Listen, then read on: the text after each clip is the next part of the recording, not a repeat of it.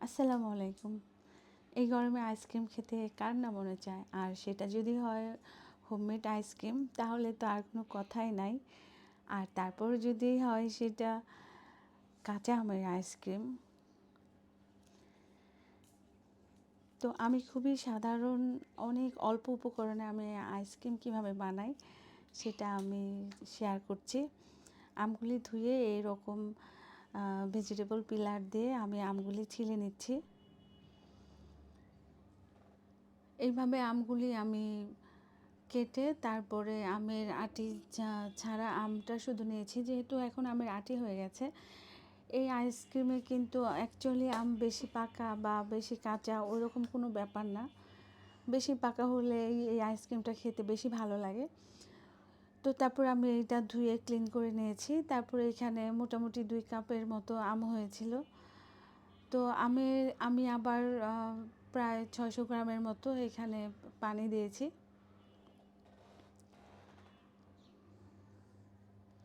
তো পানি দেওয়ার পরে তারপরে আমের যে পিউরিটা আমি এইভাবে ব্লেন্ডারের সাহায্যে আমি এইটা ব্লেন্ড করে তারপর বের করে নিয়েছি।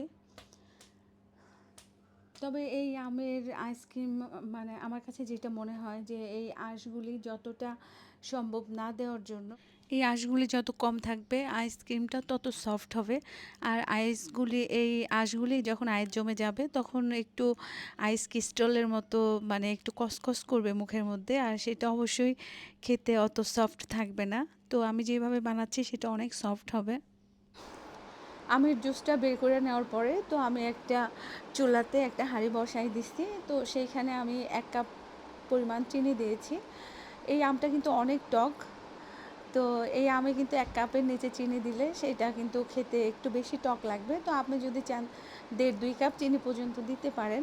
সেটা আপনার মিষ্টি অনুযায়ী আপনি করে নিতে পারেন, যে যতটা মিষ্টি পছন্দ করেন। দেখার সৌন্দর্যের জন্য আমি 2-3 ফোঁটা ফুড কালার দিয়েছি।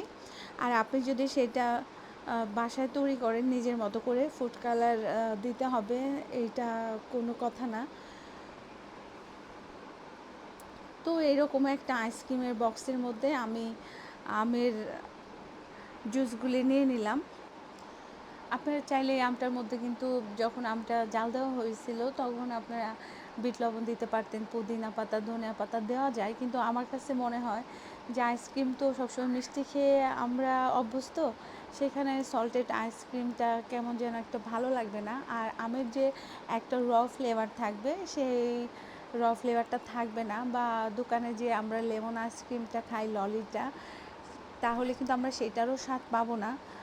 তো এই জন্য আমার মনে হয়েছে যে কাঁচা আমের জন্য যদি ললি আইসক্রিম খেতে হয় তো এটাই সব থেকে বেস্ট। তো আমার কাছে আইসক্রিমের কোনো কাঠি ছিল না, এই জন্য আমি কাঠের স্পুনগুলি ছিল সেটা দিয়ে আমি দোকানের মতো যেন একটা মানে ফিল আসে, সেজন্য আমি এই চামিচগুলি আইসক্রিমের কাঠি হিসাবে ইউজ করেছি।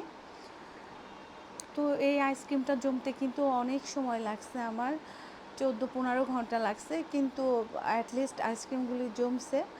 তো এরকম আপনাদেরও অনেক সময় লাগতে পারে।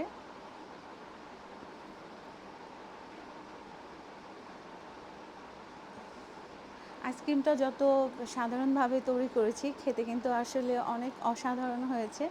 একটা আইসক্রিম খেলেই মন প্রাণ পুরা জুড়ে যায়। তো আশা করি আমার এই সহজ রেসিপিটা আপনাদের কাছে ভালো লেগেছে। তো সবাই ভালো থাকবেন, আমাদের জন্য দোয়া করবেন। আসসালামু আলাইকুম, আল্লাহ হাফেজ।